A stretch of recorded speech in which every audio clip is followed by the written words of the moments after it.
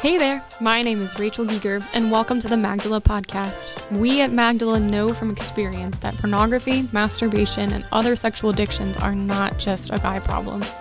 The need for women to be accompanied in the journey towards healing from addiction has gone sorely unmet, and that's why we're here. Magdala exists as a space where women can find hope, healing, and freedom alongside each other from sexual addiction.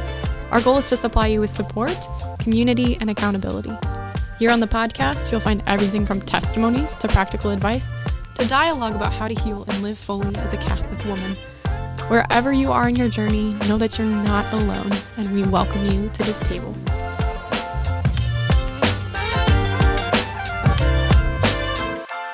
Hey y'all, this is Rachael, your hostess of the Magdala podcast. Welcome for a good old off-the-cuff episode with me today. We're going to be talking about self-hatred, which is, just such a wonderful, uplifting topic. But it's one I actually really love to talk about. I know that's kind of random. I was asked a couple months ago to write an article coming into the new year. So I guess it was more than a couple months ago, but a little while back. And I was asked to write an article on maybe how to keep up self-love during a time of New Year's resolutions. And the idea of self-love is something that fascinates me in our culture right now. And I have not been able to put a finger on it, but when I was asked to write this article, I finally did.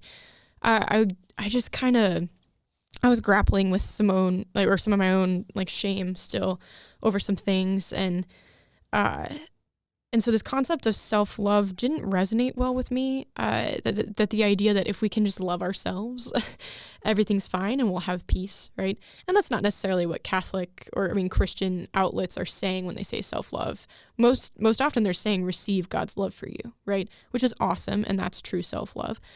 But so instead of talking about self-love in that article, I talked about self-hatred and how that leads to true love. So we're going to talk a bit about that today, especially in regards to pornography and masturbation and other sexual addictions. If you struggled with one of these things, you probably know shame pretty well. It's probably been your companion for as long as you've struggled with this addiction. And shame can easily lead to self-hatred, right? We hate this about ourselves. We hate that we're addicted. We hate that this is what we're addicted to. And Satan sells us lies like we're dirty, we're shameful, we're wrong, we're not even feminine because we struggle with a quote unquote masculine thing, right? All of those things that we've kind of already talked about on the podcast a little bit already, or in our blog post, but we hate that. Those lies lead to self-hatred, right? A despising of ourselves, or at least a part of ourselves.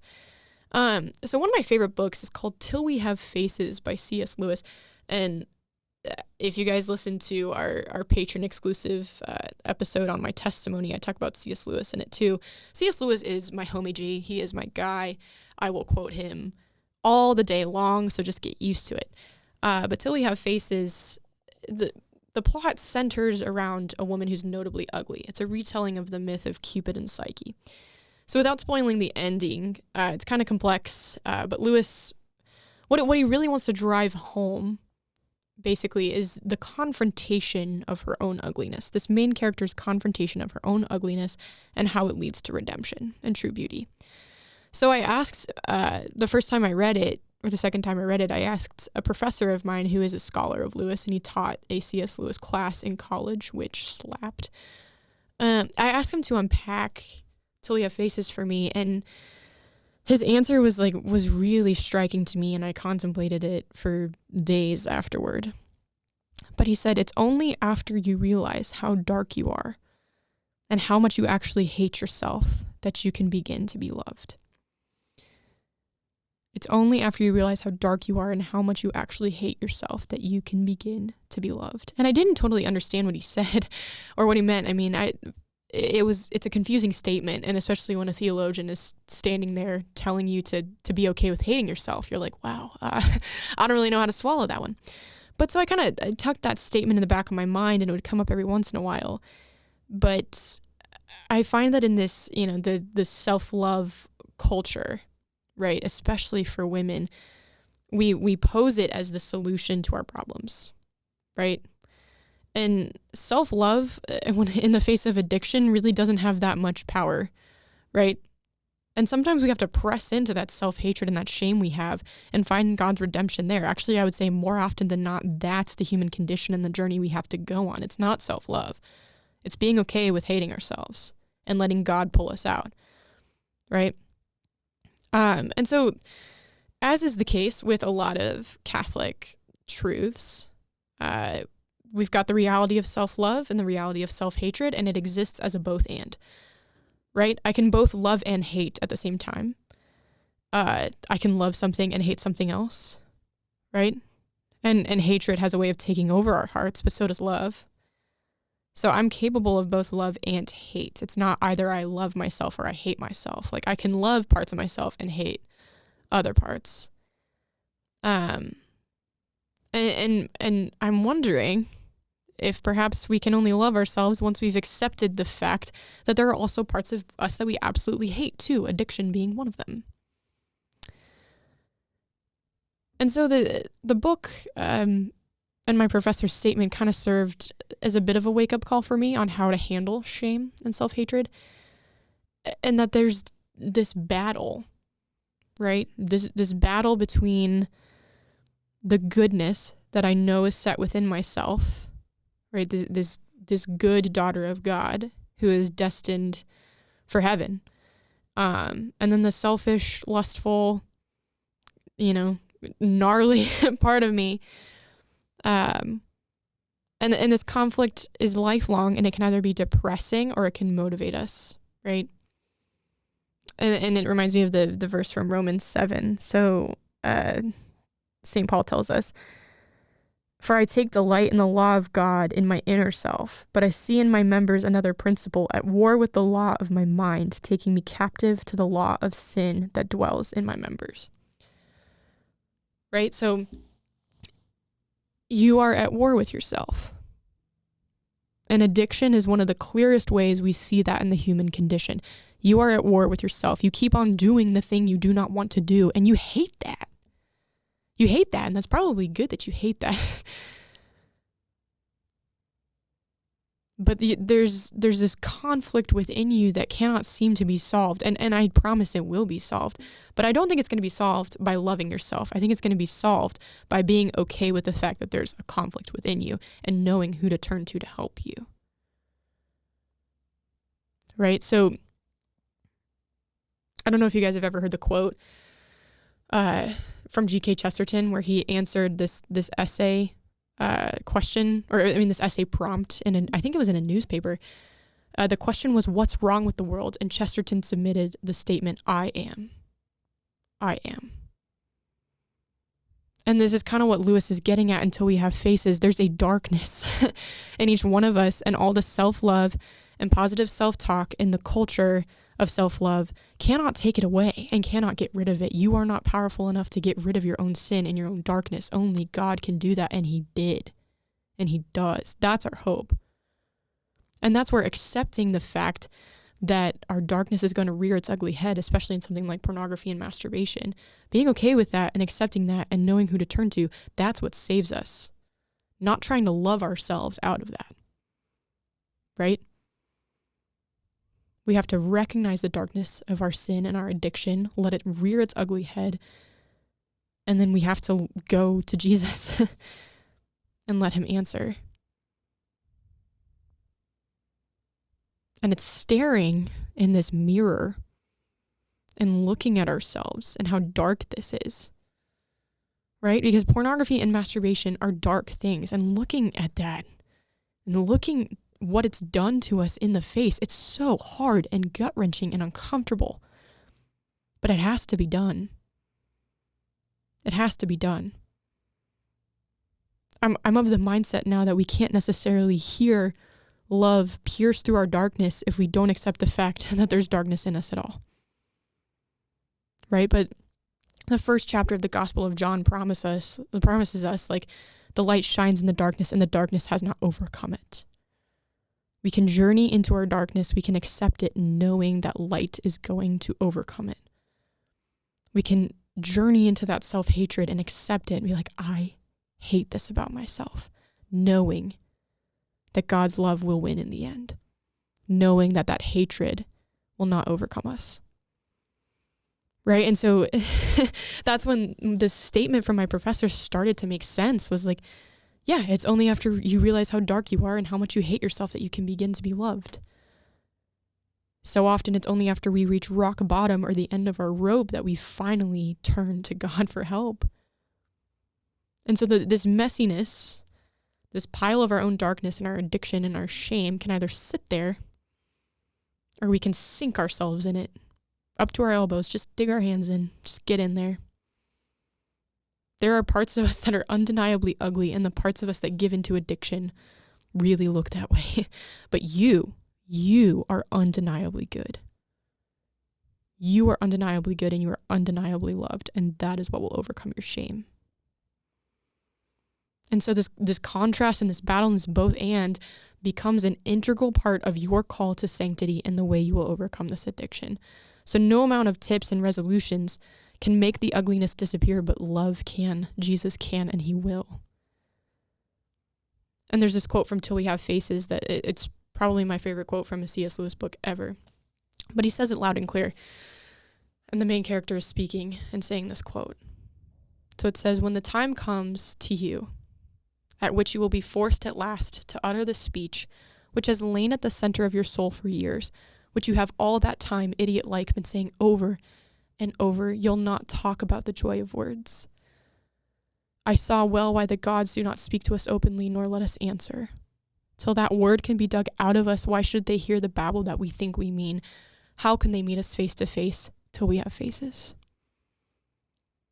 So what this beautiful quote is essentially saying is that the wound or the darkness or the shame or self-hatred or whatever you want to call it that's been laying at the center of you that causes addiction, that causes you to seek out sin, this ugly part that's in each one of us, right? We say it in so many different ways. We articulate it in so many different ways. Addiction is a part of that. Addiction is an articulation of a wound. It's an ugly manifestation of a wound that needs to be healed. Okay, and until we admit that, until we say that to God, until we rip the mask off and stop trying to articulate it so many different ways and just bare our souls before the Lord, until we wear our face before God, he will not show his face to us. We won't be able to see his face. I love that last line. How can they meet us face to face till we have faces? Sometimes our faces are really, really ugly. Especially when we're struggling with addiction, it looks really, really bad. But you, your heart, your mind, your body are undeniably good and beautiful. Your sexuality is undeniably good and beautiful. Mine is. No matter how much we've done wrong, that doesn't change. But just allowing the self-hatred to come to the surface is the only thing that can get it washed away. And there's a relief in that, and finally showing your face and just admitting to God, like, I hate this about myself, and I don't know what to do.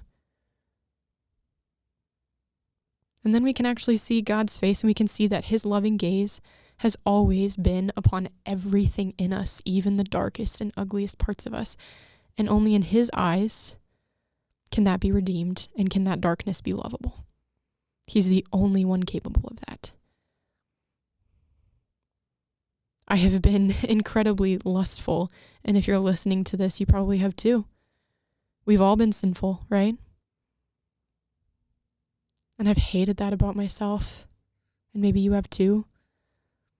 But it's in the tension of accepting that self-hatred that love finally begins to pierce through. And there's so much freedom in that when things aren't festering anymore. When you've just finally admitted to yourself, like, this sucks. I hate this. And you stare your own ugliness dead in the eye and finally admit it to yourself. And once you've gone there, love feels more concrete and more impenetrable, more eternal, more infinite. There's a strength in there. So battling against your darkness and your self-hatred isn't something to be feared. Accepting that you have self-hatred to be battling against in the first place isn't something to be feared.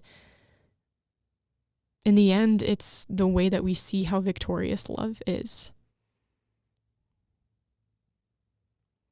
And so maybe I want to suggest, take practically, after listening to this episode, maybe in the next week or two, take it to prayer. Take that self-hatred to prayer and just say it. Just say it, that you hate this. That you hate being addicted. Or that you hate that you were addicted. And let love answer, because he will. He will. He has a name, and he's going to answer you. In time. Maybe not immediately, but he always answers in his own time, and his time's always best. But only his love is powerful enough to overcome your self-hatred, not self-love. And again, I don't want to rant against self-love and say that it's pointless, because it's not. There are good elements that self-love culture has pointed out, but what I'm trying to say is it's not enough. It's not enough. This author named Allie Beth Stuckey, I believe is her name, she wrote a book called You're Not Enough and That's Okay, talking about self-love culture. It's a very practical book, but she points out the self cannot be the problem and the solution, right? We cannot be the source of the problem and the source of the solution at the same time. And if we are the source of our addiction, right? If that wound in us is what's causing us to seek out pornography, masturbation, or other sexual sin, that makes us the cause of the problem. And so we cannot be the solution. But it's okay to be the cause of the problem, because there is a solution. That's what this episode is about. There is a solution. He has a name, and he's waiting for you. He's waiting for you to take all your shame, all your self-hatred, all of that darkness and ugliness to him. And he's powerful enough to overcome it. By golly, anybody who has gone there with him knows that. He does not run away from anything in you, not even self-hatred. But tune in in the next couple of weeks for maybe some more uplifting topics. But I love this soapbox, and so I wanted to get to it quickly. If you like this episode, please subscribe to our channel or pass it on to a friend. Feel free to leave any questions or observations or comments in the comments in the comments. You know what I mean. Smash that follow button, ladies. Smash that follow button. In addition, if you'd like to accompany us on our mission, consider becoming a patron.